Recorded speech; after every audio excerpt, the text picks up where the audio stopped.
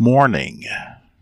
It might have been the middle of the night, but it wasn't. It was Guy Fawkes Day, and 8 o'clock on a foggy morning.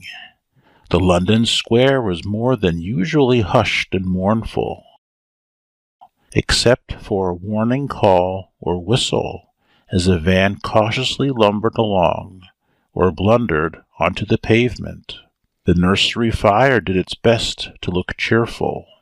The lights were all on, too, showing up the bright pictures on the walls and the bright faces of the 3 children who were chattering gaily at the breakfast table.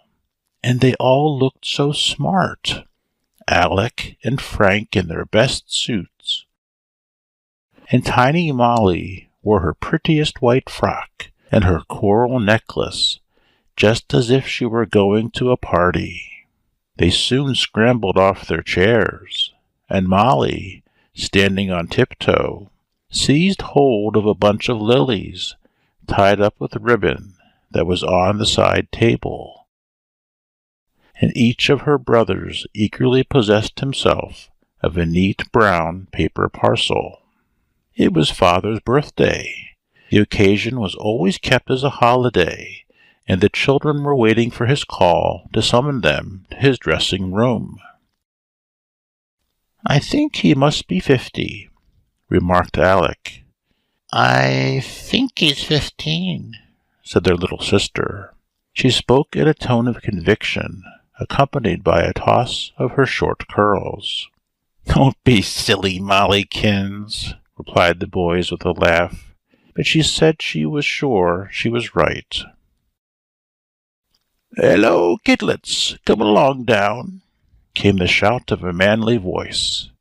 There was a stampede and a race as to who should get there first. Molly arrived a bad third, but it was she who was first for him, for he went towards her and picked her up. She put her free arm around his neck, but instead of making him her little speech, she exclaimed as he kissed her, "Why, Daddy, your chin is full of splinters."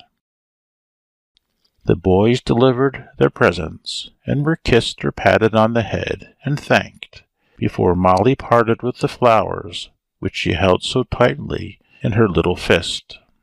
"Your babyship is very kind," said her father, gratefully shaking her by the hand, and laughing still, he put her down. Then he took her hint and seriously began to shave. They knew they mustn't talk to him whilst that important function was proceeding, so the 3 stood still, deeply absorbed as they watched the performance that fascinated them with its dangers and its hairbreadth escapes. "Now I can kiss my little Mollykins and she won't complain." He put down the towel, took her up again, and rubbed his smooth cheek against hers. "Daddy, tell me how old you are," she asked, looking into his eyes. "Oh, how can I do that?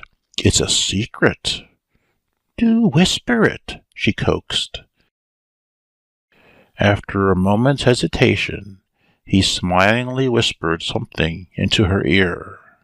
"Oh, what a talk of years!" she exclaimed. "What is it?" clamored Alec. "I'm sure I'm right." "I'm sure I am," asserted Frank. "I know!" cried the delighted Molly, bursting with importance. "May I tell?" Her father nodded. 21! She exclaimed triumphantly. "Bosh! Why, he said he was that last year," cried Frank. "And the year before," asserted Alec. "And the year before that. I remember quite well. Father always says that." "Guy," called their father just then, "please send the children in to me." She was having her morning tea, so the young people ran into the adjoining room to hug her and be hugged in return. Noon. "Sun's come out," announced Molly as she toddled away from the nursery window. "Hooray!" shouted Frank. There were going to be great doings.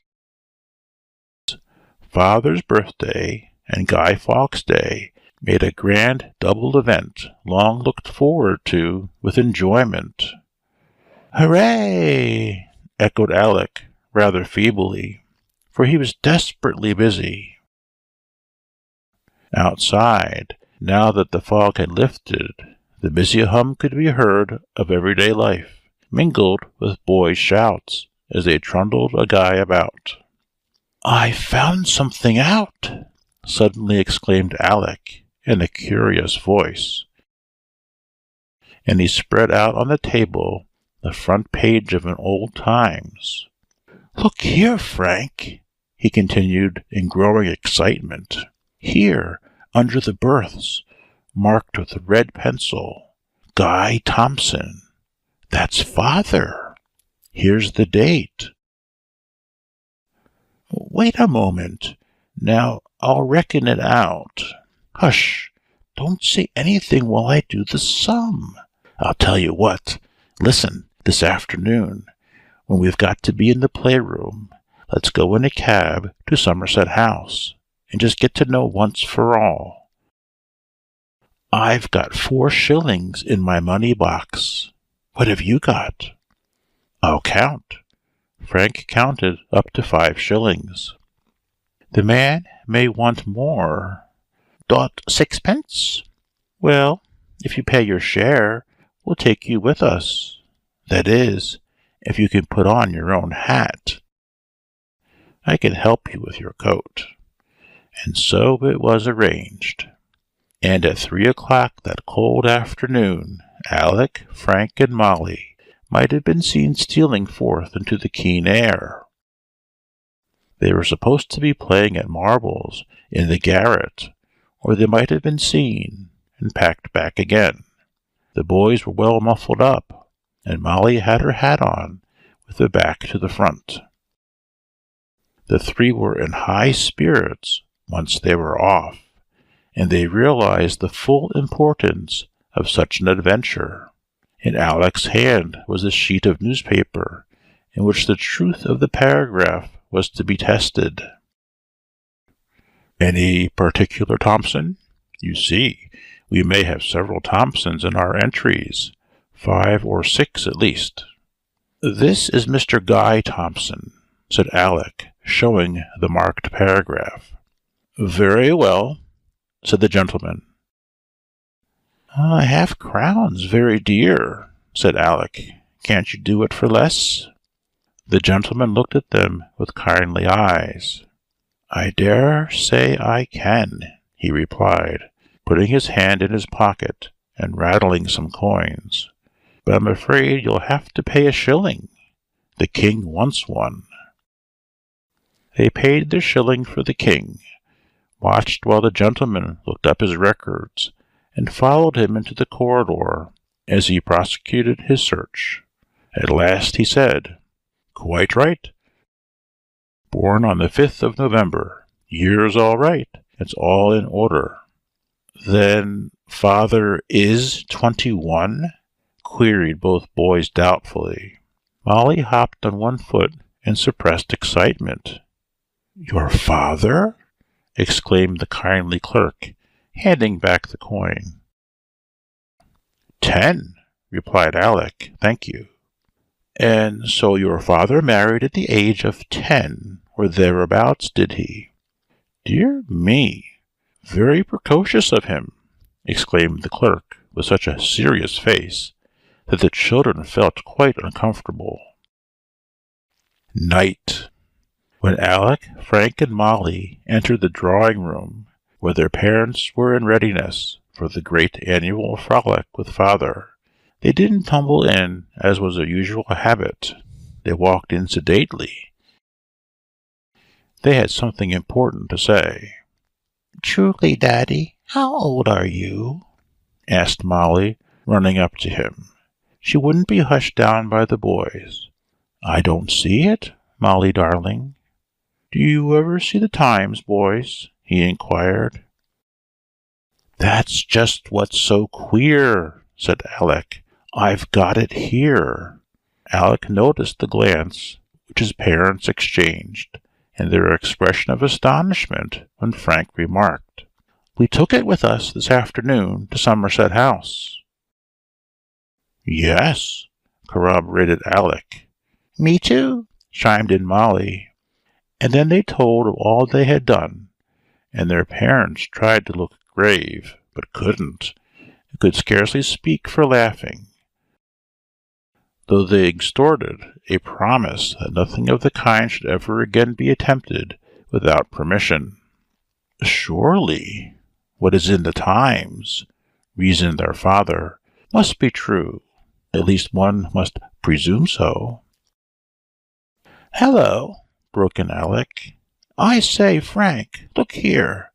This guy Thompson was born in Cambridge Square. I never noticed that. Weren't you born in Oxford Square, father?"